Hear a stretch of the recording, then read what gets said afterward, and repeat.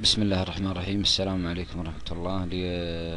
بناء على الموضوع اللي نزلناه في المنتدى اللي هو حماية المدخلات من أكواد هوتمل في البي اتش بي.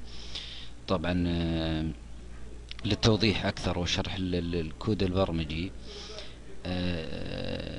طبعا لحماية المدخلات في صندوق الكتابة اللي هو تكست اريا من أكواد هوتمل، لأن أكواد هوتمل تسبب مشاكل وخطورة على السكريبت. طبعا استخدمنا الدالة اللي هي ستريب تاج. راح اسوي لكم شرح تطبيقي. طبعا تكوين الكود هذا أن تجمعنا صفحة فيها صندوق الكتاب اللي هو تكست اريا وزر الارسال. طبعا لو تلاحظ معانا هنا حطينا البوست اللي هو التكست اريا في متغير واسمناه سميناه HTML. سوينا هنا شرط if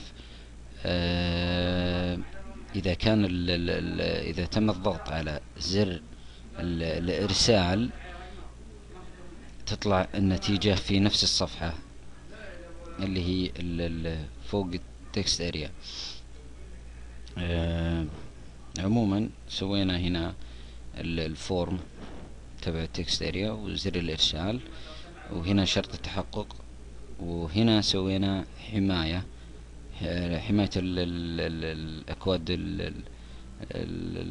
حماية التكست اريا من أكواد هوتميل عبر الدالة هذه.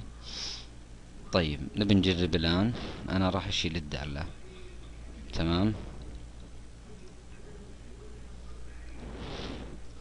الآن ما في أي حماية للتكست اريا.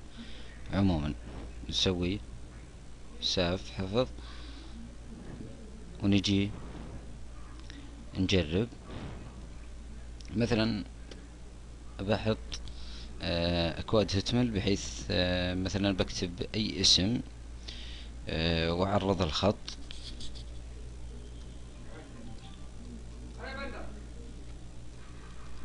مثلا كتبت غازي ووضعت اسم غازي بين رسوم HTML. لو تلاحظ صار الخط معنا عريض، يعني هذا دليل ان تنفذت الاكواد الهوتميل. طيب عشان توضح الفكرة اكثر، طيب راح انفذ زر ارسال. تمام. راح احطه في التكست اريا. اوكي، انا وضعت الان اكواد هوتميل. لو تلاحظ ضغطت ارسال، شوف ايش طلع معي. طلع معي تنفيذ للأكواد الهوتميل، وهذا سبب خلل. يعني بإمكاني أنا أستدعي معلومات الموقع أو أي شيء عن طريق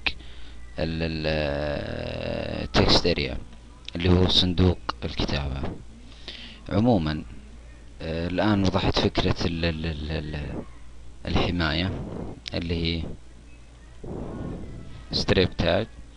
هذه تسوي لك حماية من المدخلات.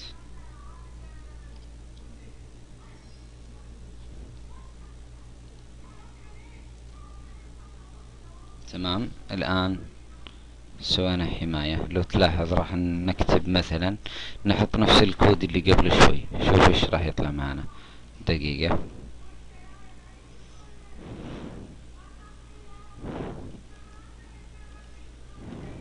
وضعنا كود ثم ضغطنا زر الارسال، ما راح يتنفذ معك شيء. تمام. طيب لو نعرض اي كلمة، مثلا سوينا رسوم HTML اللي هي تبع تعريض الكلمة. زين، كتبت غازي، شوف زر الارسال ما طلع معك الخط عريض. هذا دليل ان تم منع اكواد هوتميل من التنفيذ. اتمنى ان الشرح بسيط، واعذروني على القصور لاني اول مرة اسوي شرح مختص في اللغة عن طريق الفيديو. اتمنى ان الشرح يكون واضح.